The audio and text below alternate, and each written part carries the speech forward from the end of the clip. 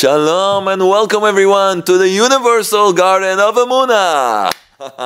As always, we're here in the holy city of Jerusalem, the Chut Shel Chesed Yeshiva, directed by our beloved teacher and spiritual guide, Rabbi Shalom, Arush. I'm so happy to be here with you. I'm Yonatan. We are beautiful people, and we're very happy to meet again. Long time no see, right?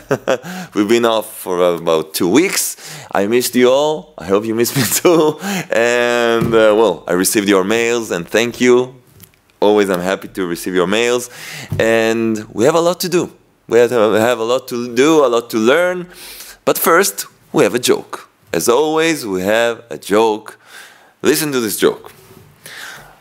It's a dad joke, which means it's a bad joke, but it's kind of funny, I hope. Let's see if I do this right. Did you hear about the 2 antennas that got married? Did you hear about that? 2 antennas that got married? Well, the ceremony was okay, but the reception was great. The reception, Wi-Fi, no. Okay, if you got it, it's good. It means I passed the test. If not, you can send me better jokes. We have a special mail for the jokes. It's Yonatan, Yonatan.Jokes @gmail.com. And we also have a mail for you to write us whatever you want. If you want to participate, we have a raffle at the end of the shir of the video. So you can write us to Yonatan, Yonatan.Emuna, EMUNA, @gmail.com. Everything is @gmail.com. Okay, so that's great. We're smiling, we're happy. It's raining here in Jerusalem, so it's great atmosphere. A little bit cold, Alex. Arrange us some, yeah. Alex is our cameraman. He does everything the best way, technology, everything. He's the expert. And I just work here, you know, I'm just... but Alex is our main man. So we've learned last week, it was a pretty heavy shir. Shir is a class because we learned about, we can say, past lives, you know, experiences, spiritual experiences. It was pretty deep, moving also. It was very special. I think it was very special. But now, we want to progress a little bit. We're learning about Emunah. What is Emunah? We say all the time, Emunah is the pure, simple faith in the one and only creator of the universe. That he is one, there's nothing but him. He created everything. And not only he created everything, he didn't leave, you know. He didn't left us alone. He's here.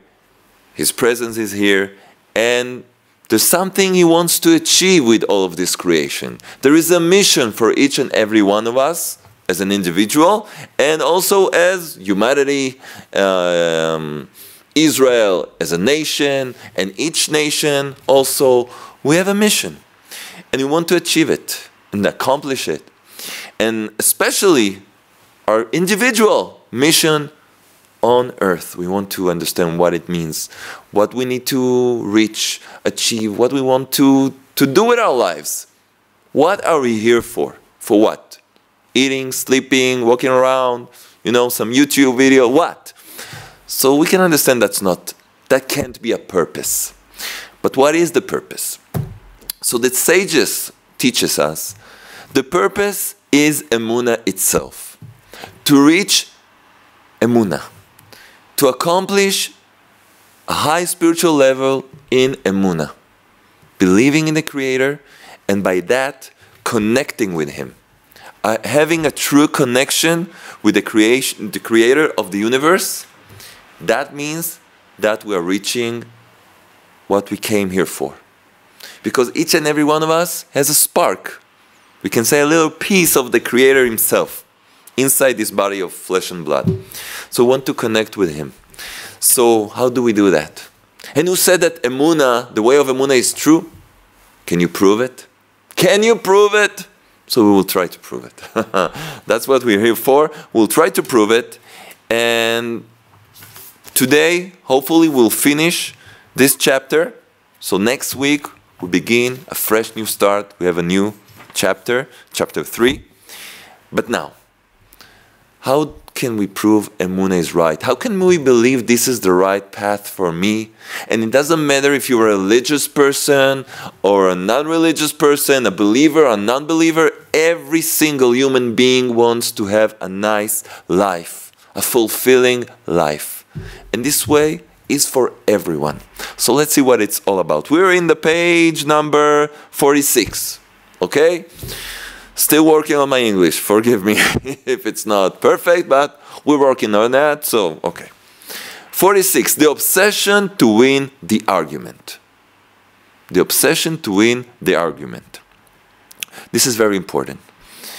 There is a terrible character flaw that is extremely damaging, to the extent that a person could lose his very life because of it. Lose his very life because of it. Okay. What is it? This is the obsession to win an argument at all costs. To always be right. I'm always right. Everybody's wrong. At least, most of the people. But I'm certainly right. I know everything. I understand better than everyone. I know everything. I'm always right. I always need to win. Always. An argument, a discussion, whatever. That's a very dangerous character flaw. It can ruin homes, relationships, with your spouse, with your children, with your boss, with your mother-in-law that is already, shaking there. It's not a good thing.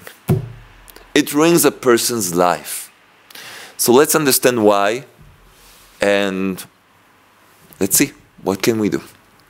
So, human nature wants to be right always, and to win always. We have that need to feel that we know what we're talking about. The truth is with us. We want to feel that. We see it all around. People are fighting for their truth, or so-called truth. A person thinks that his or her opinions are truth. They're not willing to hear any other opinion. And if they hear another opinion, it's like just to, respect a little bit the other person. But they know what they think, it's truth, and they just, yes, I'm listening, yes, and they just want to say what they have in mind. No one can budge them from their preconceptions. A lot of people are like that, and even if not 100% like that, each and every one of us has something of that. So these people, they can never acknowledge a mistake, nor are they willing to change. They don't need to change. They're perfect. Mr. and Mrs. Perfect. They know everything, so they don't need to change. Everything stays the way it is. Usually, they scoff at others. They can even, laugh at others because everybody doesn't know well enough, good enough. This all comprises the obsession to win the argument. This all comprises the obsession to win the argument. To be always right. Now, what's the problem with this? A person like this is obsessed with being right and winning. As such, he never finds the truth. Oh, there we go. This is the worst thing that can happen. A person like that is blocked. He can't hear another opinion. He's living the truth. That's what he thinks. So he can never change, and he can never reach the truth, the absolute truth, because he's sure he's right. So, why can't he change and find the truth? Because in order to find the truth, a person must be willing to sacrifice everything. If you want the truth, you need to be willing to do everything you need to reach it. Not hurting anyone, of course, but you need to be willing to change, to give up on certain things that are taking you away from the truth, etc. You need to have courage to decide, I want the truth. I want to live correctly. I want to fulfill my mission in life. You need to be brave. And even this person, After he thinks that he found the truth, we're talking about a truth seeker that is brave and searching for the truth. Even after he thinks that he found the truth, he must be willing to admit that he was wrong. Again, after a while, he sees it's not the truth. And once again, to change his train of thought repeatedly, if need be. Sometimes you're sure you found the truth. You say, okay, now I can rest in peace, supposedly, yeah? I can retire. I found the truth. I'm in it. Everything's okay. No, the search never ends. Keep looking inside. Is this the truth?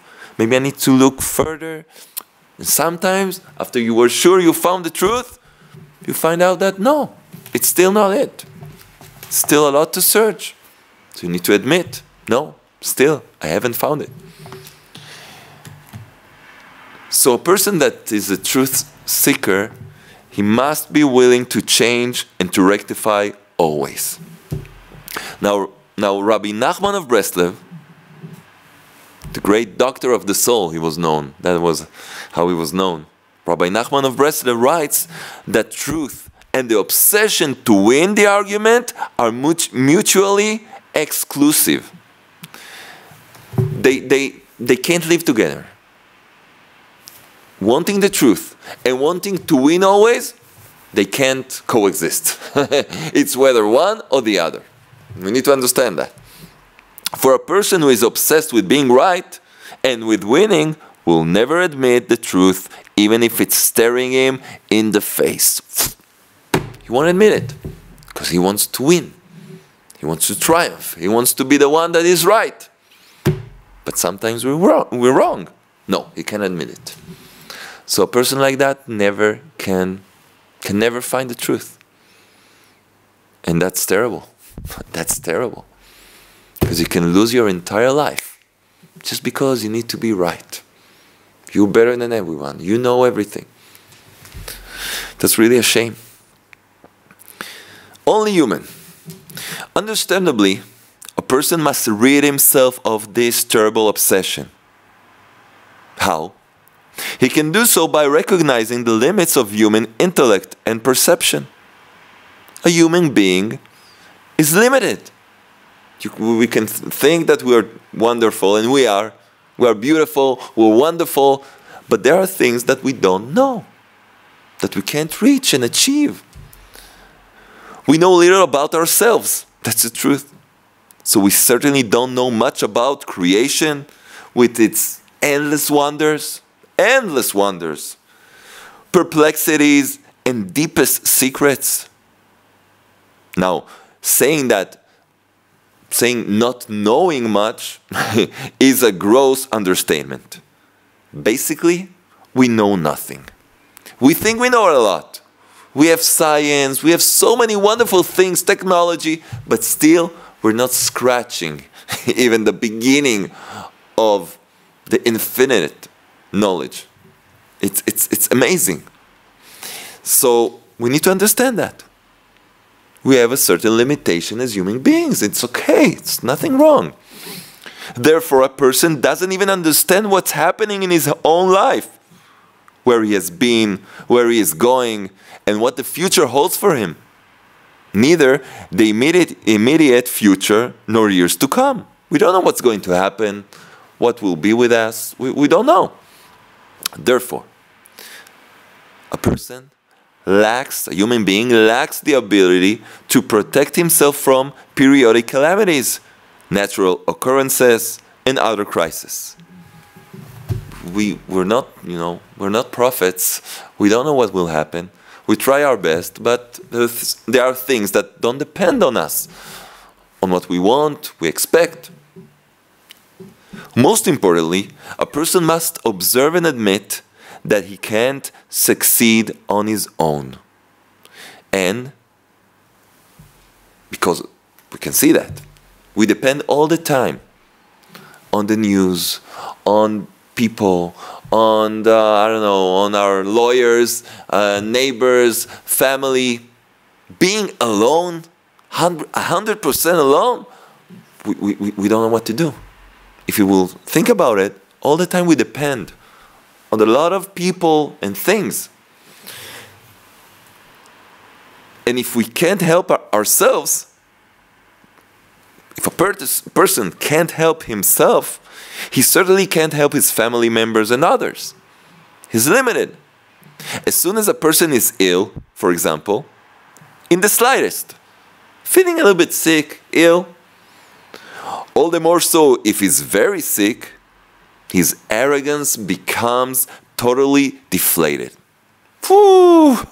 Suddenly, you're not the king of the world, you're not controlling everything. Oh, you reach your real level, you understand where you're standing. And so his arrogance becomes totally deflated, for he sees that he cannot control his own life. He didn't decide to be sick, it happened. So there are people blaming themselves. I shouldn't have eaten that. I shouldn't have done that. It's because I'm eating too much, I don't know, this and that. I should stop this. Okay, yeah, it's important to eat and drink things that are healthy.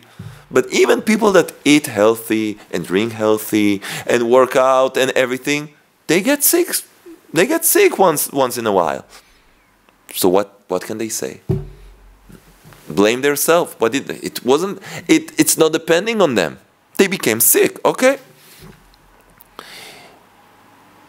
So this person that gets ill, gets sick, his arrogance becomes totally deflated, for he sees that he cannot control his own life. He has feelings of helplessness, fear, and anxiety. Is this really one day closer to the grave? Start thinking, maybe I'm getting closer. Maybe I'm dying. People get panicked. So we need to decide. That's what he writes here. Decide. Either remain arrogant and feel like there's no one as smart, talented, and successful as you are, where you can even allow yourself to ridicule others, make fun of others. You know better than everyone. Decide if that's what you want. Each and every person, with his level of arrogance that he has. But admit the truth. I'm talking to that person that he knows I'm talking to him. Admit the truth, at least. You're not genuinely happy. And you're missing the point of your real mission for posterity. A person that all the time judges others and feels he's better than everyone. So he might look like Mr. Perfect and everything is going well for him, but it's not a happy person. You don't see him at night. You don't see him when he's alone and depressed. And again, it's a shame because it doesn't have to be that way. We are here together because we want to change. We want to get better. We want to reach our highest potential. So that's what we're here, why we're here, learning together. So that's one option. To remain with the arrogance, I'm better than everyone, etc. Or decide that you have a lot to learn and that you can learn from every individual. Our sages say you can learn from every individual. And that's what it says here. Like the old adage that says, the wise person learns from everyone. A wise person is someone that knows he has something to learn from each and every human being. From the greatest professor and scientist, and from a poor man, a homeless person that is in the street. What can he teach me? He can teach you a lot. A lot about life. Don't think that you're better than anyone. So you need to decide that you're willing to do that. Take into account that one must go through a number of stages to find the truth. At any given stage, a person might have to dissemble what he assembled. He must be ready to change. That's a person that is real, genuine with himself. He wants to live correctly. He's willing to change, to be better, and to say, I was wrong. It's okay to be wrong. It's amazing to say, I'm wrong. Because it shows you're someone that is checking on himself. He's trying to adapt to the reality that surrounds him. It's a person that works on himself, a person that can say, I don't know. You know, one of the greatest Torah sages that makes a commentary on the Torah is Rashi. Everybody knows him as Rashi, Rabbi Shlomo Yitzchaki. And he writes on almost every verse, every word in the Torah, an explanation. Also, on the Gemara, on the oral Torah, he writes explanations. But there's times that he writes, I don't know. He writes about a certain question, something complicated. He writes, I don't know the answer. It's hard to understand this part, and I don't know what to say. Why needs to say that? To write that? Just don't write anything. You wrote so many smart things, this and this and this and this. We see you have a huge amount of knowledge. You can just not write anything. Like, you know, try to think by yourself. No. He tells you, I tried to understand, I don't know. I don't understand the answer. That's a giant. That's a spiritual, and this is an amazing giant, spiritual giant, an honest person, a genuine, legit, we say today, right? He's legit. He's writing us hundreds of years ago, thousand years. He writes, I don't know. So why can't we do that? What's about this and that? I really don't know. You don't die from that. It's okay. So we need to learn from that.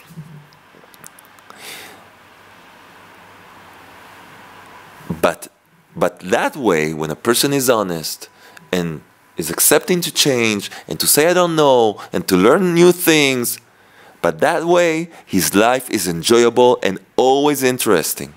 Because that individual is striving toward the ultimate goal that he was created to achieve. A person like that will achieve greatness. He will conquer every obstacle in his way. He will be a winner. You can be a winner. We can be winners when we say we don't know. When we accept failures. When we search for the truth for so many times and we failed. We found ourselves in a worst position, in a terrible place. Nothing happened. Get yourself together, shake the dust, let's go forward. Nothing happened. Let's go forward. We're still alive? That means the Creator, if you put Emunah into it, still believes in us. He gave me another day to live. I can breathe.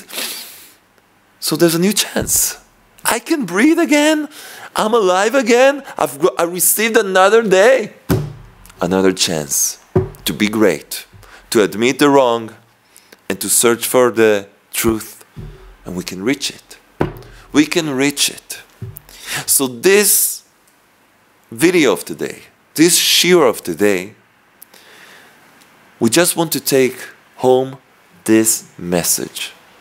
There's a terrible attribute, character flaw, that is called in Hebrew midat hanitzachon. What is midat hanitzachon? The attribute of being right all the time, to triumph all the time. Nitzachon is to triumph, to win. I want to win. I want to be right. I know better than everyone. And a lot of times when I say I know better than everyone, I know it's not right. But I need to prove them wrong. Even with twisted arguments, just to feel good with myself. That's being a liar to oneself. That's all. You can't reach truth. You can't enjoy life. You can't have a nice marriage. You won't have real friends. It's all interests. You're losing your life. We're not even talking now Emunah and believing. Just being a human being. To be human. we need to throw that away. We need to decide that we're searching for the truth. We need to be truthful. We need to be people of truth. Admit what's not right. Admit what is right. Admit that I was wrong, and it's 100% okay. When a person does that, as we will see, I think we will leave this part for next week, because I really want us to, think a little bit about this part. So we'll conclude this chapter next week. We will see next week that when a person actually throws away, unroots this terrible character flaw of always needing to feel that he's right, he's now open to see the truth, to search it, to find it, to learn it, and be successful. So we'll stop here. Today we'll stop here. And the homework of this day, of this week, till we meet again, is to do a little bit of soul searching. That's always very important. We will learn about this. We'll have a lot to speak about that subject. Some soul searching. How many percent inside of me has this arrogance that I want to be right and I want to show that I know better? And why do I need it for? That will make me be more important, more successful. People will respect me more. I promise you. People respect a person that can say, I was wrong, and I will try to be better. I promise you. So why are we stuck with this terrible attribute, this terrible character flaw? There's people that have it 100%, people have it 5%, but we need to uproot it 100% completely if we want to reach truth and we want to learn about Emunah. So our homework is to do a little bit of soul searching and to ask ourselves with questions. Why do I need this feeling? What it makes me feel? Can I be an honest person to myself, towards others? And it's worth it. It's worth it. It's worth it. And we need to do it. So that's the homework for this week. I will be very, very happy to hear from you in the mail and also writing there below. And all, for the people that are writing me mails, I'm very happy to receive your mails. And I thank you in advance. But I also ask you, please also write in the comment section below, because it helps other people too. So we will read that and also the personal emails gladly. Okay? So, we know the homework, and now we need to announce. Yeah, my trumpet is not working. We need to announce the winner of this week's raffle. Let's see who is the winner. Let's see. Are you ready? Drum rolls, please. Okay. Who is it? From Norway. What's going on here? Maya from Norway. Hey, Maya, thank you. Writing us from Norway. Wow. You're saving me, the effort to learn Norwegian. Because I think it's a little bit complicated, right? Look what she writes me. That's so beautiful mail. You really made me happy. She says, hello, hello. I just wanted to say thank you for making videos also in English. I've tried looking at many videos on YouTube, spiritual videos, but I cannot stay focused on any except for yours. Thank you very much. I'm humbled. Because they are fun. And the jokes bring a happy vibe, which I also appreciate. Thank you. At least someone likes my jokes. That's great. And what she says more?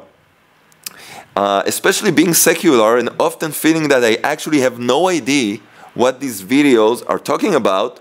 With your videos, I understand, and if I don't, then it still makes me smile. Have a wonderful day. Best wishes from Maya in Norway. Maya, really, you deserve this prize. You made me very happy, and that's amazing. I'm so happy. It's giving me motivation to go on. So you're actually winning. Not my book, because I need it, but this book, The Universal God of Emunah, and to receive it, please write me your details to our team at Yonatan, Yonatan, Emunah, EMUNA @gmail.com to receive your prize. We'll send it to Norway. No problem. Let's see how long it takes, but tell us that you received it. It's important for us to know. Thank you for your mail. Thank you for all of you people, wonderful, beautiful people. You are beautiful because you take care about yourself. You want to grow. You're here to grow and to learn. That's amazing. For me, I think it's amazing. We love you all. We appreciate you being with us. Please spread the videos everywhere so this knowledge reaches everyone. Do your homework, because if not, Alex will take care of you. And we'll meet in the next week.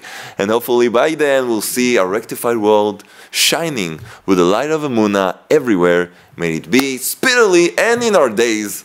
Amen.